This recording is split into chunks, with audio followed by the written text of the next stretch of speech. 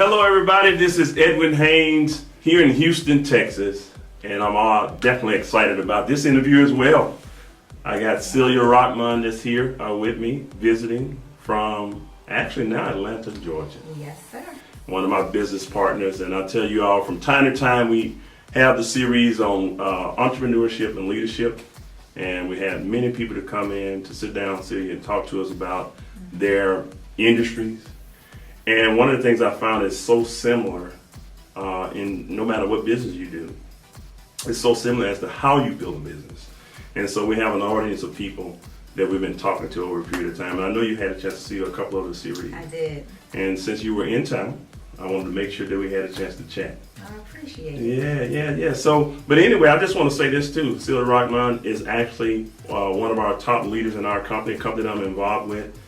She built a business to a level of over $500,000 of business per month, $6 million a year as well in business, has earned incredible income from what she does, and now building business all over the U.S. and outside of the country too. You do have teams, because I've had a chance to work with some of you people outside of the country. So, but just understand business, and so whatever that may be for you, I want you to hear from a business person, but also a little bit of a woman's perspective, because we have a lot of women that watch and they want to start business, whether they're starting business or in an executive role or whatever.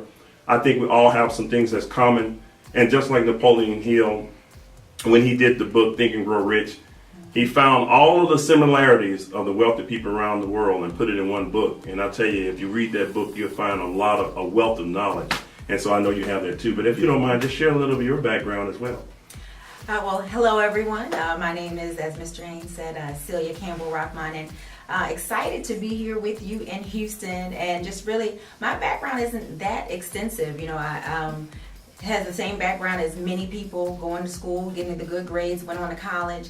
And really in college is when I fell in love or was introduced to the industry of network distribution. And you know, coming out of college, that's really what I've done my entire adult life.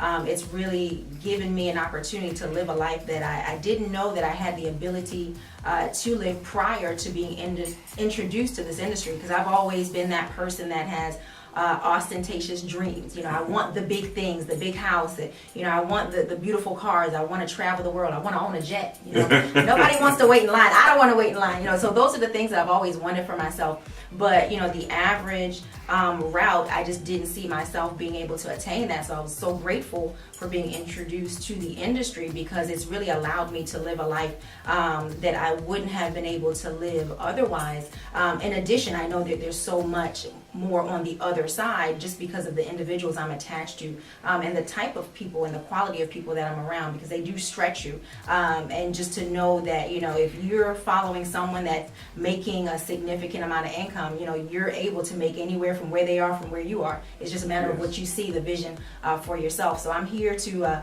make an incredible amount of income, but just also help others to do the same. And I love that this industry allows me to do that. So that's really my background. All right. Was it easy getting started there? I know coming out of college, I mean, I think you told me that you had an engineer. You were going to school for engineering. Yes, initially. We talked about that was the initial plan. And you know, really how I got that plan set for me is because I was good in math, science was okay, and my mom, being the Jamaican and being very education focused, that was something that she knew. The engineers are always going to have a job, and I remember her saying that to me. And engineering is something that you should do. So I went to Penn State University to major in engineering, and very quickly realized that was not for me. I didn't enjoy it, wasn't doing well in the classes, and eventually decided to major in something that I did enjoy, African American studies.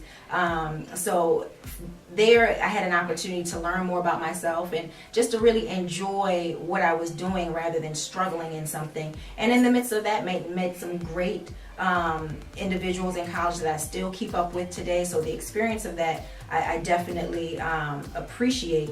But yeah, I did start out in engineering, and it was not the path that I think I needed to take, but that's where I started. Well, what I find too is that a lot of people go through life and they may have an idea of where they want to go.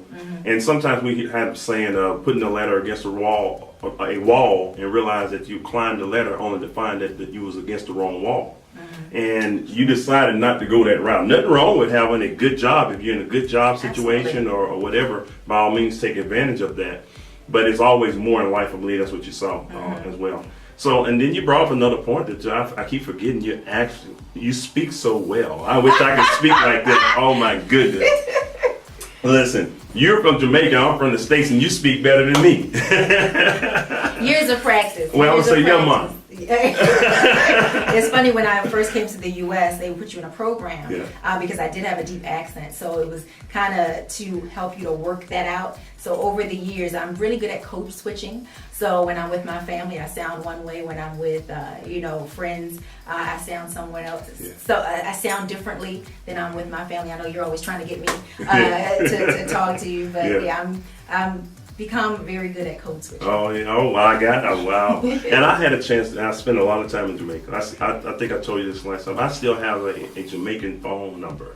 Right now today, I love being in Jamaica, all parts of Jamaica. So, but it's good. But coming here from Jamaica to the States, I find that foreigners, if you will, or people who are not from here, see opportunity and seize the opportunity more than others. What is that about? I mean, what your family had to go through, and you also going, still Jamaican background. I mean, how is it in terms of doing business here? Well, I think foreigners seize the opportunity here in the U.S. Differently than natural born United States citizens, because growing up in a third world country, now granted I've been here since the age of 7 and I would go home every summer, but what you see in the environment, my mom working multiple jobs, when I was young, and always having the entrepreneurial mindset. She always did things on the side, but coming from, where she grew up, no light, having to wash clothing at the river, like this was a common, everyday occurrence in terms of how my family grew up. So I know coming into the U.S., education was very important. And also, where my mom worked when we came to the U.S., she worked at a bakery and went from working at the bakery to owning the bakery.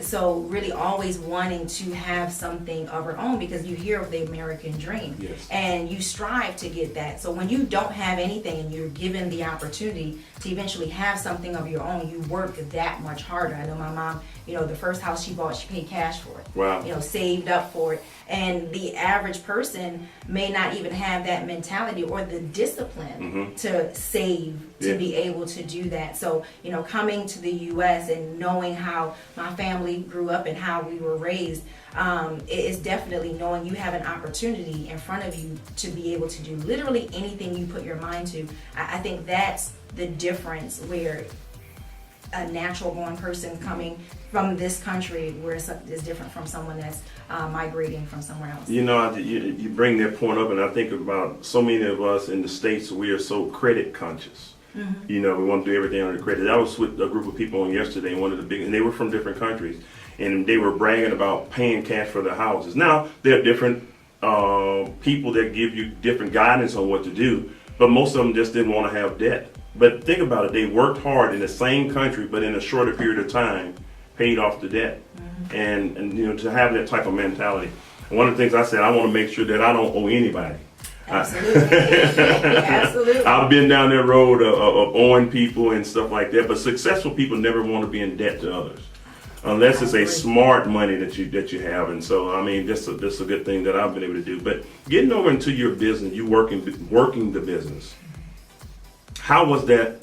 You getting started? Was it easy for you? I mean, you got in it because I know you said you went to school for one thing, and then you decided to get involved in direct sales, network marketing, whatever you want to call it there. But you were able to do that and thrive in it as well. And it's not easy. Oh, I'm gonna tell you, I don't care. I've seen some of the highest level people that could not do what you do today. absolutely. It's still not easy, but I'm more comfortable with it. And coming out of college, being involved in the industry, and this our company that we're involved with now, Organo, is my second company within the industry. And I remember getting started and really having to do the simple things that anyone that we tell to do. And it's funny because coming back in and talking to new distributors, and the question I seem to get the most is, what is it that you did in the beginning? Is there something that you could tell me that I don't know? Everyone's looking for that secret ingredient, or that one thing that they feel that we've missed in terms of telling them for them to gain success. And it was really number one, the belief of knowing that the company that we're partnering with has everything that we need to do well, and everything that we desire out of life is here with the company, with a solid leadership. And I saw that in addition to that, just going to work, writing the list, because just as any other business, when you start, you're going to need people. Whether you start in a restaurant, you're going to need customers. So you're going to let your friends, family, neighbors know that you're opening up this business. If you're involved in tech, you're going to need to network. You're going to need to meet people for your product, whatever that product is. So no matter what it is that you do, I have friends who are work in media. They still have to network, because you need to meet other individuals to have opportunities. So it's something that across the board is networking. You're going to need to talk to people, and it was no different here. You're going to have to get outside of yourself and reach out, and that's what we really did. And there was an excitement that was attached to it. There was a belief and excitement. So getting involved with this company, it was just understood that regardless, we won't make this work. Yes. This was, so you said regardless. This was the decision was made, and we're going to make it the right decision. Wow. And that led to a lot of success early on, and being consistent. Really understanding that there was a learning curve with a new company, understanding the industry, but each company is different, and we had to learn what success looked like here. And really apply that and be a student. So in other words, no matter what your background was, make sure that you understood where you were at that time. Absolutely. Because a lot of times we try to apply all the things, and nothing wrong with bringing some of the talents and skills that you have from someone else, but at least learn the new environment. And many people fail to do that. I see that happening all the time. So that's good. But for you, right now, and I'm going to ask you this too, I'm kind of switching a little bit here. Okay. From a woman's standpoint, still the world is, still male. It seems to be in the lead or dominant, whatever. Even though women are absolutely incredible, and I don't think we can. I know for a fact we wouldn't make it without you all. So you're just awesome, right?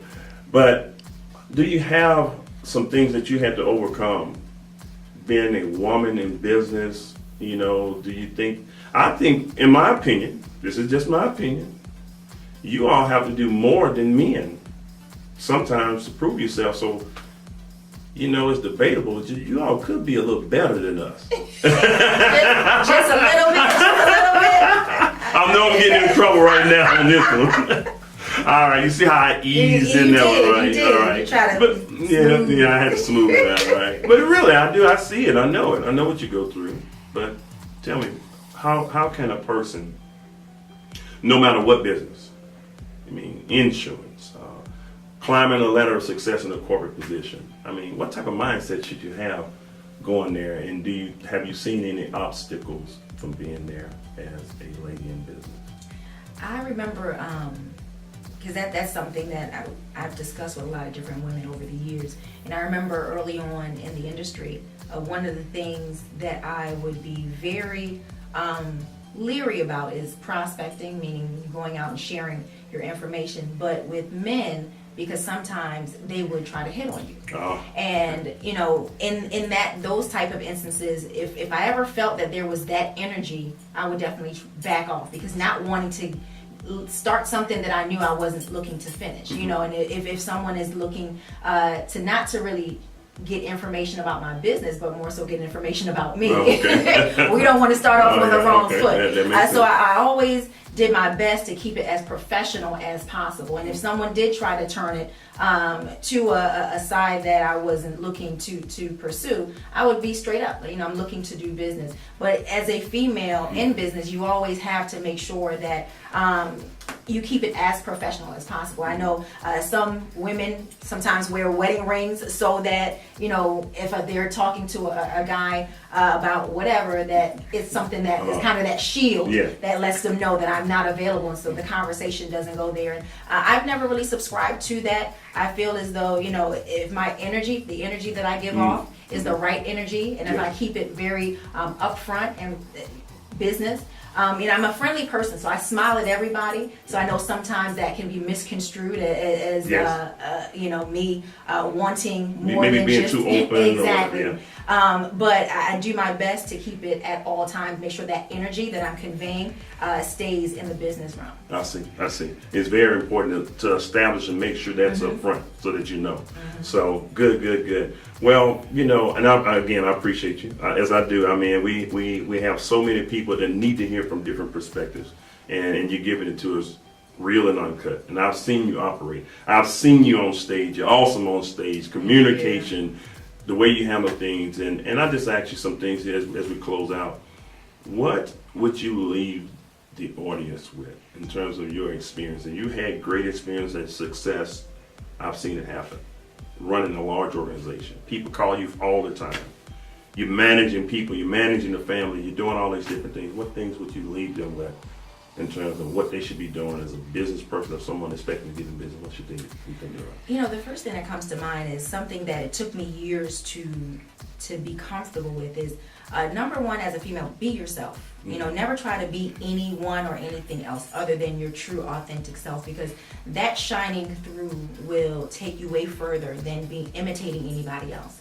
Now, of course, you want to have mentors, people that you look to, but become very real with who you are and what you want for yourself. And that would be the first thing that I would say.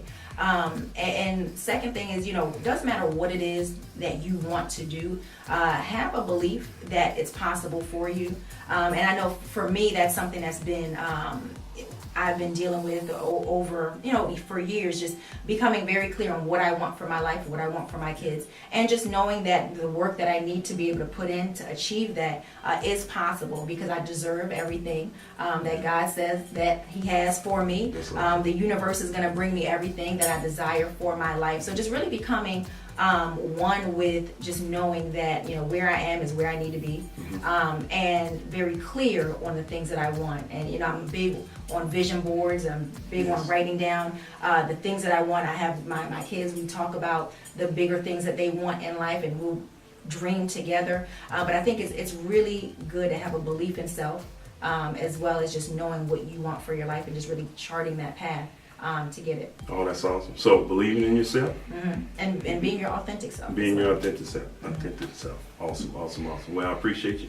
I have to say thank you so much for stopping by. And I'm telling you, as we always say, you know what, this is the right place to be here right now, as just Ms. Rahman just said, because I'm going to tell you, we're going to keep bringing the goods to you right now with these leadership and entrepreneur series. And I know for a fact, if you stay tuned, you'll find something that's going to bless your family. So we'll see you on the other side of success, and bye for now.